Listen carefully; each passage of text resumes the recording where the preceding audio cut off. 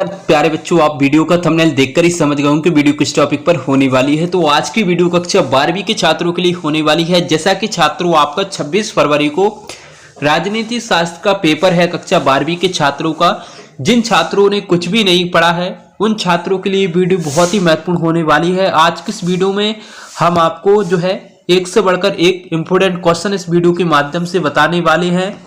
लगभग इसमें से कई सारे क्वेश्चन आपकी वार्षिक परीक्षा में पूछे भी जाने वाले हैं। तो इस वीडियो को आप ध्यानपूर्वक अवश्य देखें और साथ इस वीडियो को आप अपने दोस्तों के साथ जरूर शेयर करें, वो भी जो है राजनीति विज्ञान की अच्छे से तैयारी कर सकेंगे। तो चलिए वीडियो को जल्दी से शुरू करते हैं। आपके यहाँ पर प्रश्न नंबर 1 से सही विकल्प चुनकर लिखना है। पहला प्रश्न आपसे पूछा गया है, सोवियत संघ में कुल कितने गणराज्य थे?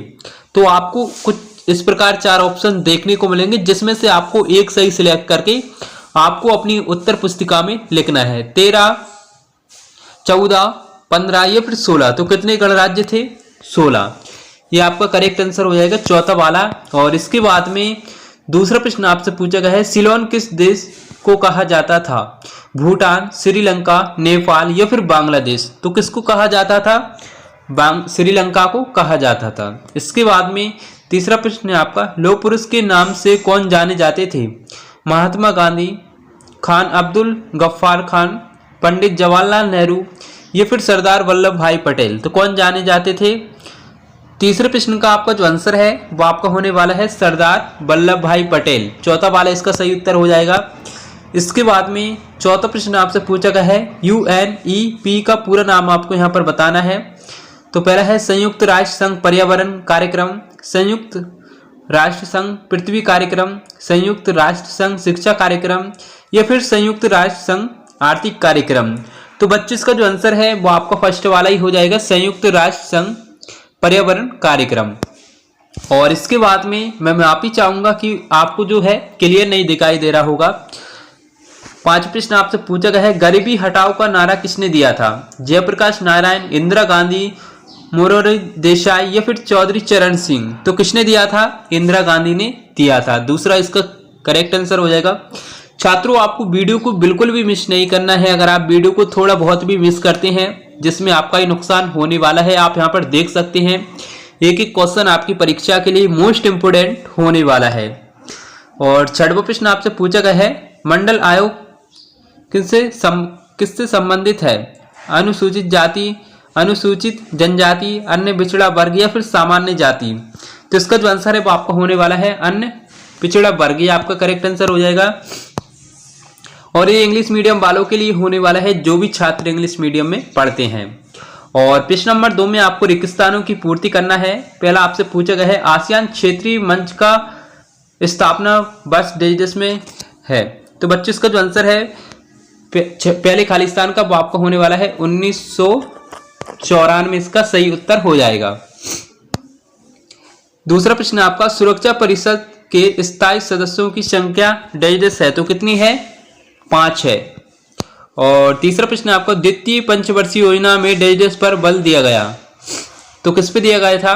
तीसरे का आपका जो उत्तर होने वाला है वो आपका होने वाला है औद्योगिक विकास, भारी उद्योग। और इसके बाद में चौथा प्रश्न आपसे यहाँ पर पूछा गया है, गुट निरपेक्ष आंदोलन का पहला सम्मेलन डेज में हुआ। तो कब हुआ था? दिसंबर 1961। दिसंबर 1961 में हुआ था।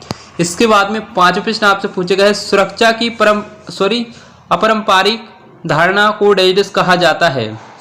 तो क्या कहा जाता है? इसका जो आंसर है वो आपको होने वाला है मानवीय सुरक्षा, वैश्विक सुरक्षा और पारंपरिक सुरक्षा। और 6वां प्रश्न आपसे पूछा गया है, यूरोपीय यूनियन से संबंधित मुद्रा डेज है। तो क्या है? यूरो है। यूरो इसका सही उत्तर हो जाएगा। और इसमें आपको जो है प्रश्न नंबर 3 में सत्य असत्य चुनकर बताना है। ये आपके 6 नंबर के रहने वाले हैं।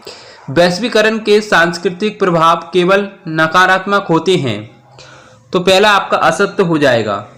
इसके बाद में दूसरा प्रश्न आपका, मिजो नेशनल फ्रंट के संस्थापक लॉर्ड डेंगा थे। तो इसका जो है सही उत्तर हो जाएगा। और इसके बाद में दूसरा प्रश्न आपका, विश्व व्यापार संगठन की स्थापना सन 1995 में हुई थी। ये भी सत्य है। और इसके बाद में चौथा प्रश्न आपका भारी उद्योग के खनिज उद्योग को शामिल नहीं किया जाता, तो ये आपका सत्य हो जाएगा। और इसके बाद में पांचवा प्रश्न आपका कारगिल की लड़ाई भारत एवं पाकिस्तान से संबंधित है, ये भी सत्य है।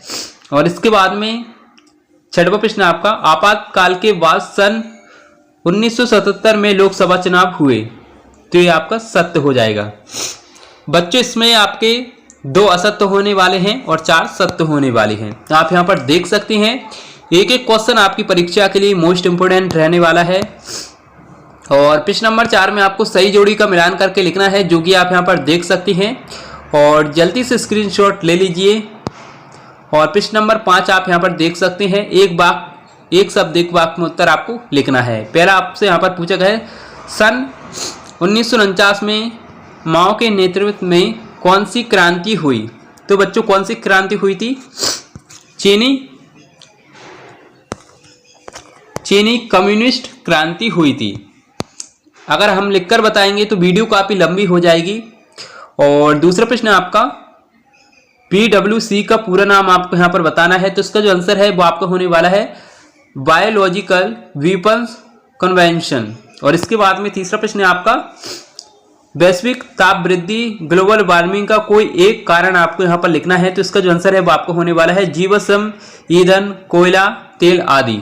और बच्चों चौथा प्रश्न आपसे यहाँ पर पूछा गया है वैश्वीकरण का कोई एक परिणाम आपको यहाँ पर बताना है, तो इसका जो आंसर है चौथे क्वेश्चन का वो आपको होने वाला है अंतरराष्ट्रीय व्यापार और विदेशी निवेश में तीव्र वृद्धि।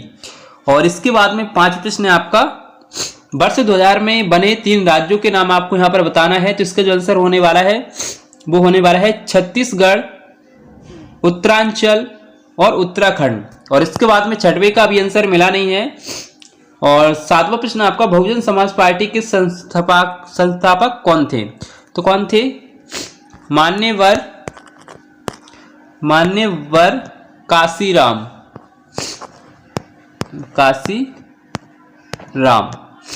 और इसके बाद में आपके 2-2 नंबर के प्रश्न होने वाले हैं, जो कि आप यहां पर देख सकते हैं। एक प्रश्न को भी आपको बिल्कुल भी नहीं छोड़ना है। अगर आपको जो है राजनीति विज्ञान में अच्छे नंबर लेकर आना है तो आपको एक भी क्वेश्चन को मिस नहीं करना है। आप यहां पर देख सकते हैं 6वां क्वेश्चन आपसे पूछा गया है शॉक थेरेपी के कोई 2 परिणाम आपको लिखना है।